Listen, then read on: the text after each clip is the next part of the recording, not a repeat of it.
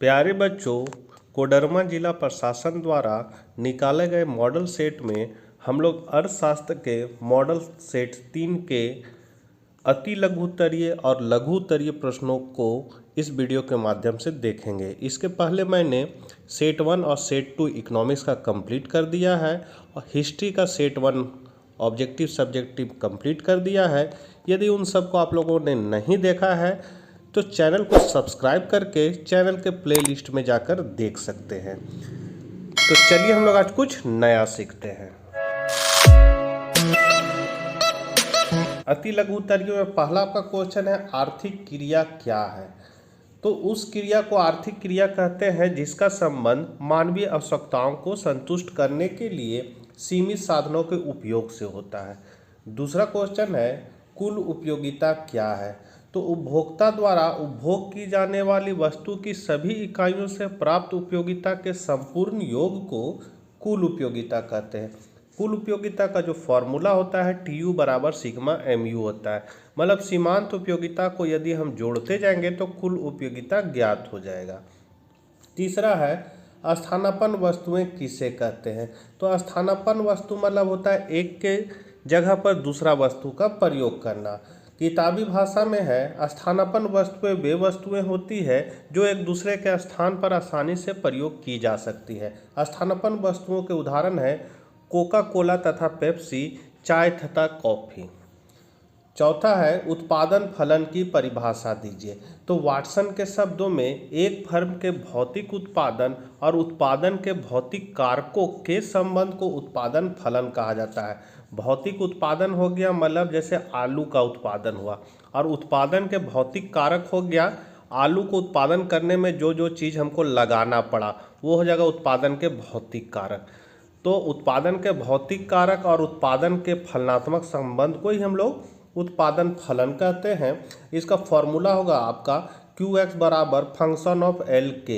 इसका मतलब QX जो है आपका उत्पादन है और F हो गया फलन और L और K आपका श्रम और ये पूंजी हो गया। यहाँ दिया हुआ है QX क्या है और K क्या है और F फलन है। उसके बाद है पांचवा, वस्तु विनिमय प्रणाली किसे कहते हैं। वस्तु विनिमय प्रणाली मतलब होता है सामान के बदले सामान का लेन देन करना।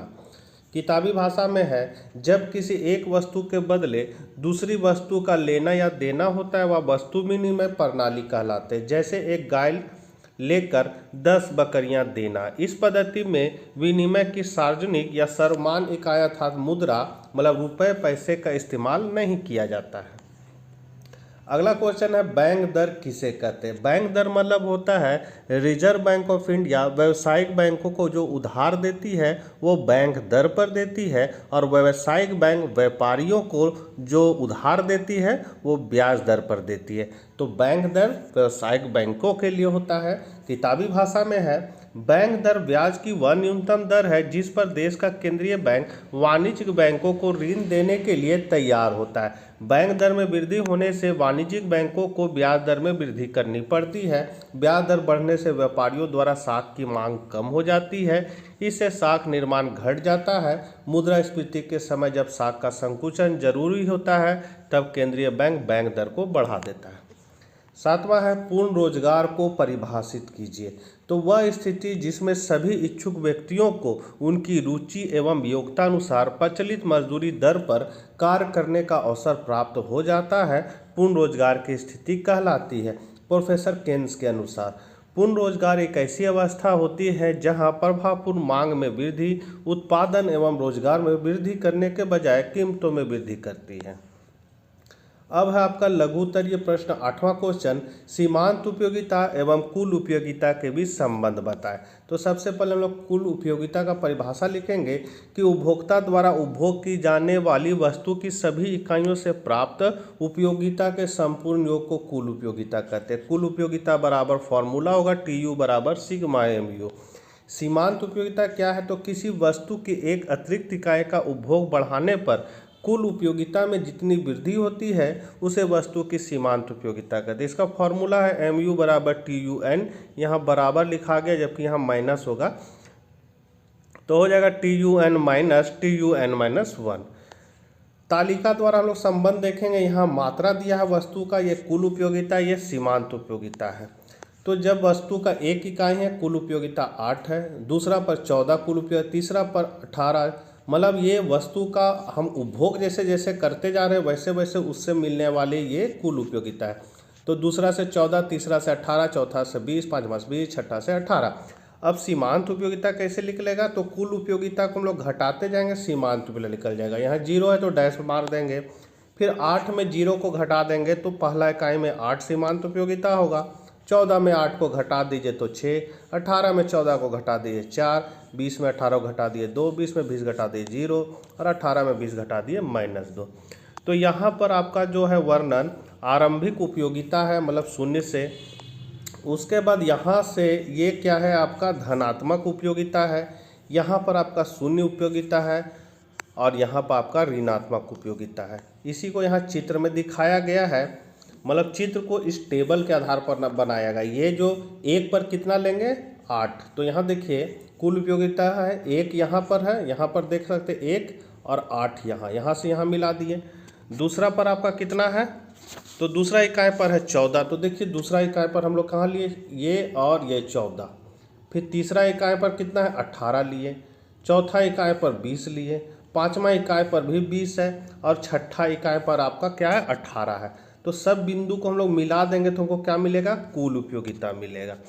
तो ये इसको और इसको लेके बनाए तो हमको कुल उपयोगिता मिला। अब इसको और इसको लेके बनाएंगे तो हमको सीमांत उपयोगिता ये वाला मिल जाएगा। 1 पर 8 तो 8 पर बिंदु लगाएंगे, 2 पर 6, 6 पर बिंदु लगा देंगे, 3 पर 4, सब बिंदुओं को मिलाएंगे तो हमको सीमांत उपयोगिता मिल जाएगा। तो इस चित्र को देखने से क्या पता चलता है कि जब सीमांत उपयोगिता घटती है तो कुल उपयोगिता बढ़ती है, और जब कुल उपयोगिता अधिकतम होती है सीमांत उपयोगिता 0 हो जाती है, और जब कुल उपयोगिता घटने लगती है तो सीमांत उपयोगिता ऋणात्मक हो जाती है। मतलब अच्छे से नीचे आ गया, मतलब ऋणात्मक हो गया। यही चीज़ को यहाँ लिखा हुआ है, आप लोग देख सकते हैं। चित्र और तालिका से निम्न बातें स्पष्ट है। जब सीमांत उपयोगिता गिरती है तब कुल उपयोगिता में घटती दर पर वृद्धि होती है। जब सीमांत उपयोगिता 0 होती है तब कुल उपयोगिता अधिकतम होती है, और जब सीमांत उपयोगिता ऋणात्मक होती है तब कुल उपयोगिता गिरना शुरू कर जाती है। अब 9वां क्वेश्चन है, मांग में विस्तार एवं मांग में वृद्धि में अंतर स्पष्ट करें। तो मूल्य के कारण यदि मांग बढ़, जैसे मूल्य घट गया तो मांग बढ़ जाएगा, तो उसको हम लोग मांग में विस्तार कहेंगे। और मूल्य के अतिरिक्त कोई दूसरा कारण से यदि मांग बढ़ा, जैसे मान लिया उपभोक्ता का आय बढ़ गया और उसके हिसाब से यदि वो मांग को बढ़ा रहा है, तब उसको हम लोग मांग में वृद्धि कहेंगे, ना कि मांग में विस्तार। समझ गए होंगे। मांग में विस्तार क्या होगा, मूल्य के कारण यदि मांग बढ़ रहा है, जैसे मूल्य घट गया तब मांग बढ़ेगा तो वो मांग में विस्तार कहलाएगा। और मूल्य के अतिरिक्त कोई दूसरा कारण से अगर मांग बढ़ रहा है, तो जैसे मान लीजिए संबंधित वस्तु की, मतलब चाय का दाम क्या होगा, बढ़ गया, तो चाय का दाम बढ़ने से कॉफ़ी का मांग बढ़ गया, कॉफ़ी का मांग बढ़ गया। तो यहाँ तो मूल्य किसका है, कॉफ़ी का मूल्य नहीं चेंज हुआ है, यहाँ पर चाय का मूल्य चेंज। तो कॉफ़ी का अगर मांग बढ़ रहा है तो कोई दूसरा कारण से बढ़ रहा है तो वो मांग में वृद्धि कहलाएगा कॉफ़ी के लिए। अब हम लोग किताबी भाषा में देखते हैं। तो मांग में विस्तार यह केवल कीमत में परिवर्तन के कारण होती है, जबकि मांग में वृद्धि जो है यह कीमत के अतिरिक्त अन्य निर्धारक तत्व में परिवर्तन होने के कारण होती है। दूसरा अंतर है, यह कीमत में कमी होने के कारण होती है, जबकि यह उपभोक्ता के आय में वृद्धि, प्रतिस्थापन वस्तु की कीमत में वृद्धि, पूरक वस्तुओं की कीमत में कमी तथा उपभोक्ता की वस्तु के लिए रुचि में वृद्धि आदि के कारण होती है। फिर है, यह एक मांग वक्र के ऊपर के बिंदु ए से नीचे के बिंदु बी की ओर संचरण द्वारा प्रकट होता है। जैसे मांग का विस्तार क्या होगा, ये देख रहे हैं मांग का रेखा है, हम लोग ए बिंदु को चुनेंगे तो यहाँ मूल्य कितना हो जाएगा OP और मात्रा हो जाएगा OQ। अब ए से यदि हम बी बिंदु पर आ रहे हैं तो मूल्य क्या हो गया, OP से घटकर OP1 हो गया और मात्रा OQ से बढ़कर OQ1 हो गया। तो यहाँ हम लोग एक ही मांग वक्र पर ऊपर से नीचे की ओर आ रहे हैं और मूल्य आपका घट रहा है, तो ऐसा में यह मांग का विस्तार कहलाएगा। और मांग का वृद्धि में क्या कहलाएगा, मूल्य में कोई चेंजिंग नहीं है, मूल्य OP ही है। मांग वक्र DD है जो बढ़कर आपका D1 हो गया और मात्रा OQ से बढ़कर OQ1 हो जा रहा है, मतलब मूल्य में परिवर्तन के कारण मांग नहीं बढ़ रहा है बल्कि अन्य कारण से बढ़ रहा है, तो इसको हम लोग मांग में वृद्धि कहेंगे। और जिसमें वृद्धि होता है उसका वक्र हमेशा दाहिनी ओर जाता है, इसको ध्यान में रखना है। और कमी होगा तो बाईं ओर आएगा। तो यहाँ दाईं ओर जा रहा है, डी से बढ़कर DD1 हो रहा है, इसका मतलब मांग में वृद्धि हो रहा है। अगला है अवसर लागत की अवधारणा को स्पष्ट कीजिए। अवसर लागत मतलब होता है अगर कहीं 10,000 रुपया में आपको काम मिला है, फिर कहीं 15,000 में मिल रहा है, तो 10,000 को छोड़कर आप 15,000 में चल जाइएगा, तो 10,000 क्या है, आपका अवसर लागत है। तो यही चीज़ है, किसी साधन के अवसर लागत से अभिप्राय उसके दूसरे सर्वश्रेष्ठ वैकल्पिक मूल्य से है। मान लीजिए संसाधनों के एक निश्चित सेट के दो प्रयोग, यदि प्रयोग 1 में उत्पाद का मूल्य 400 रुपया तथा प्रयोग 2 में उत्पाद का मूल्य 500 रुपया है, तो उत्पादन की तकनीक में कोई परिवर्तन नहीं होता है। तो समान बुद्धि की बात है कि संसाधनों को प्रयोग 2 में लगाया जाएगा, क्योंकि इससे हमको क्या होगा, 500 रुपया का फायदा होगा। 11 क्वेश्चन है, सामूहिक मांग का क्या अर्थ है, इसके घटकों को बताएं। तो सामूहिक मांग बोलिए, कुल मांग बोलिए या समग्र मांग बोलिए, सब एक ही चीज़ है, एग्रीगेट डिमांड। तो समग्र मांग वह कुल व्यय है जो लोग एक वित्तीय वर्ष की अवधि के दौरान वस्तु और सेवाओं के खरीदने पर खर्च करने की योजना बनाते हैं। ध्यान देने वाली बात यह है कि समग्र मांग AD को मापने समय हम सदा लोगों द्वारा किए जाने वाले आयोजित व्यय या प्रत्याशित व्यय के संदर्भ में बात करते हैं। कहने मतलब हम बाजार गए, लिस्ट बना लिया, हमको आलू लेना है, प्याज लेना है, धनिया लेना है, कपड़ा लेना है, किताब लेना है, बिस्कुट लेना है, लिस्ट बना लिए नहीं है, अभी सोचे हैं कि ये चीज़ लेना, हमको इतना लगेगा पैसा, तो वही जो आयोजित व्यय होगा या प्रत्याशित व्यय होगा कि इसमें इतना खर्चा लगेगा मेरा लेने में, वही आपका सामूहिक मांग कहलाएगा। तो समग्र मांग के प्रमुख घटक क्या क्या है, तो पहला है निजी उपभोग व्यय, जिसको हम लोग C से इंडिकेट करेंगे। इसमें देश के गृहस्थों परिवारों द्वारा एक लेखा वर्ष में सभी वस्तुओं और सेवाओं के लिए की गई मांग को शामिल किया जाता है। दूसरा है निजी निवेश मांग, जिसको I बोलेंगे। इससे अभिप्राय निजी निवेशकर्ताओं द्वारा पूंजी पदार्थों की खरीद पर करने वाले व्यय से है। तीसरा है सरकारी व्यय, जिसको G से इंडिकेट करेंगे। इसमें सरकारी उपभोग में व्यय तथा सरकारी निवेश व्यय दोनों शामिल होते हैं। सरकारी उपभोग व्यय से अभिप्राय सैन्य सुरक्षा प्रयोग के लिए वस्तुओं के उपभोग की खरीद पर खर्च। सरकारी निवेश व्यय से अभिप्राय है सड़कों, डैमों तथा पुलों के निर्माण पर किए जाने वाला व्यय पर। और शुद्ध निर्यात X माइनस M मतलब आयात माइनस निर्यात। तो इसमें है कि विदेशियों द्वारा हमारी वस्तु के लिए किए गए व्यय को अर्थव्यवस्था में कुल व्यय मतलब समग्र मांग में जोड़ा जाता है, जबकि आयात पर किए जाने वाले व्यय को घटाया जाता है। अतः X माइनस M मतलब शुद्ध निर्यात को समग्र मांग AD में जोड़ा जाता है। अतः समग्र मांग के प्रमुख तत्व होंगे AD बराबर C plus I plus G plus X minus M। ये फॉर्मूला जो बनेगा कहाँ बनेगा, खुली अर्थव्यवस्था में, मतलब जिसका सभी देश से व्यापार व्यवसाय होता है। और AD बराबर C प्लस I, ये आपका बंद अर्थव्यवस्था में ये फॉर्मूला बनेगा AD बराबर C प्लस I, जहाँ पर AD समग्र मांग है, C निजी उपभोग व्यय है और I निजी निवेश व्यय है। और यहाँ C plus I plus G जो है वो ऊपर यहाँ इंडिकेट किया हुआ है, इसलिए इसके बारे में नहीं लिखा है, बल्कि इसके बारे में लिखा है G आपका सरकारी व्यय, X माइनस ये है। यहाँ पर ये है आपका आय का रेखा, इसको हम लोग एकता रेखा भी कहते हैं। और ये है आपका समग्र मांग का रेखा जो कहाँ कट रहा है, E बिंदु पर, ये संतुलन का बिंदु होगा। इसी से हमको रोजगार का भी पता चलेगा और ये समग्र मांग को बताएगा। चित्र में AD वक्र का बाएं यहाँ हो जाएगा, बाएं से दाएं ऊपर की ओर बढ़ना इस बात को दर्शाता है कि जैसे जैसे आय रोजगार की मात्रा बढ़ती जाती है, कुल मांग भी बढ़ती जाती है। क्योंकि आय और रोजगार बढ़ने से आप अपना खरीद का जो लिस्ट है उसको और बढ़ाइएगा, आपके पास पैसा रहेगा तो और सामान खरीदने के बारे में सोचिएगा। तो इससे क्या होगा, आय और रोजगार बढ़ने से समग्र मांग भी बढ़ती है। 12वां नंबर क्वेश्चन है, एक अर्थव्यवस्था में बढ़ी हुई आय का 20% बचत कर लिया जाता है। यदि निवेश में वृद्धि 10,000 होती है तो आय में कितनी वृद्धि होगी। इसमें जो आपका जिला प्रशासन कोडरमा द्वारा जो निकाला गया क्वेश्चन वह गलत लिख दिया था, तो इसको हम थोड़ा सुधार के लिखे हैं। ये क्वेश्चन CBSE ऑल इंडिया जो एग्ज़ाम होता है CBSE का, उसमें 2015 में ये क्वेश्चन पूछा था, तो वो क्वेश्चन मेरे पास था, तो वहीं से हम देखें कि यही क्वेश्चन मिलता जुलता है। तो यहाँ पर 1,000 जो छूटा हुआ था, मतलब सॉरी 10,000 जो छूटा हुआ था उसको हम डाल दिए हैं और इसी पे आधारित हम लोग मैथ बना दिया। मैथ को हम लोग अब समझ लेते हैं कि यहाँ जो बोल रहा है कि आय का 20% बचत कर लिया जाता है, तो 20% बचत कर लिया जाता है, उसको हम लोग नाम देंगे MPS, मतलब सीमांत बचत प्रवृत्ति। तो इसका 20%, तो इसका 20% को जब हम तोड़ेंगे तो कितना होगा, 20 और परसेंट मतलब 100 से भागा देंगे तो कितना होगा 0.2। तो आपका MPS मतलब सीमांत बचत प्रवृत्ति निकल गया 0.2। अब हमको क्या निकालना है कि आय में कितनी वृद्धि होगी। आय में वृद्धि मतलब हमको यहाँ डेल्टा वाई ज्ञात करना है। तो डेल्टा वाई ज्ञात करने का फॉर्मूला होता है K डेल्टा आई, ये फॉर्मूला होता है। तो यहाँ पर K का मान निकालने के लिए हमको क्या चाहिए, MPC चाहिए। कहे कि MPC बराबर होता है, K बराबर होता है 1/1 माइनस MPC। तो हमको सबसे पहले MPC जानना होगा, यहाँ MPS दिया हुआ है।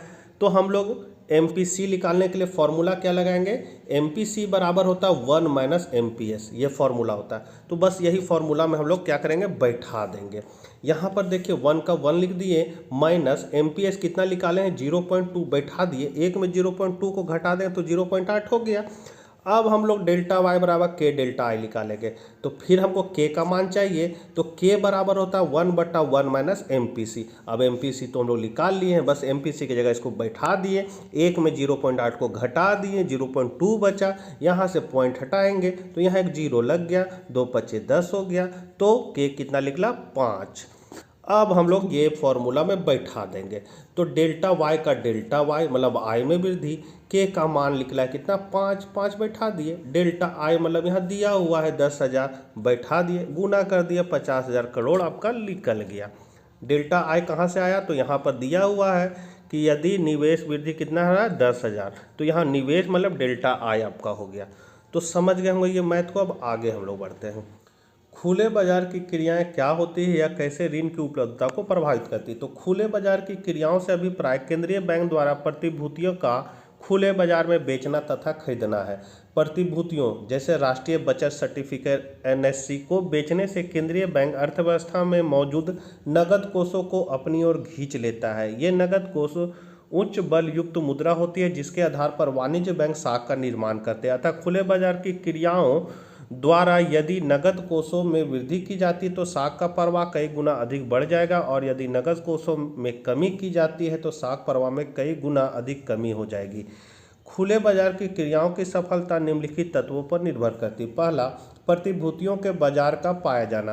प्रतिभूतियों के क्रय तथा विक्रय के लिए सुव्यवस्थित बाजार का पाया जाना बहुत जरूरी है। इसके अभाव में खुले बाजार की क्रियाओं का सफल होना संदेह युक्त है। दूसरा है बैंकों के पास कोष। यदि वाणिज्य बैंक अपने पास काफ़ी अधिक कोष स्वयं रखना चाहते हों तो उन्हें प्रतिभूतियों को खरीदने की आवश्यकता नहीं होती है। अमेरिका जैसे विकसित देशों में ऐसा ही होता है, जिस कारण खुले बाजार की क्रियाएं वहां सफल नहीं होती है। 14 नंबर क्वेश्चन है, बजट क्या। बजट का क्या अर्थ है, संतुलित एवं घाटे के बजट में अंतर बताएं। तो सरकारी बजट एक वित्तीय वर्ष मतलब 1 अप्रैल से 31 मार्च तक की अवधि के दौरान सरकार की प्राप्तियों, आय तथा सरकार के व्यय के अनुमानों का विवरण होता है। अब संतुलित बजट और घाटे के बजट में अंतर। पहला, सरकार की अनुमानित राजस्व एवं पूंजीगत प्राप्तियां अनुमानित व्यय के बराबर होती है। यहाँ पर है सरकारी व्यय सरकारी प्राप्तियों से अधिक होती है। फिर है यह फिजूल खर्ची में कमी को दर्शाता है, और यह फिजूल खर्ची तथा अत्यधिक व्यय को दर्शाता है। मतलब घाटे के बजट इस साइड है, इस साइड है संतुलित बजट। तो इधर जो पढ़ेंगे वो संतुलित बजट रहेगा, इधर वाला घाटे का बजट। दोनों में यही अंतर कर रहे हैं। यह वित्तीय स्वामित्व को दर्शाता है। अगर वह सही दिशा में हो तो आर्थिक विकास की गति को बढ़ाता है। फिर है आर्थिक विकास एवं कल्याणकारी योजनाओं को सीमित करती है, और यह कल्याणकारी योजनाएं तेज गति से चलाती है। आदर्श रूप से यह अच्छी नीति है, परंतु व्यवहार में अर्थशास्त्री इसके पक्षधर नहीं होते हैं। जबकि मंदी में यह बजट उपयुक्त होता है, लेकिन तेजी की स्थिति में यह बजट ठीक नहीं होता है। तो बच्चों, ये थे आपके अति लघु उत्तरीय और लघु उत्तरीय प्रश्नों के उत्तर। दीर्घ उत्तरीय प्रश्नों के साथ हम लोग नेक्स्ट वीडियो में मिलेंगे। तब तक ले आज्ञा दीजिए, बाय बाय।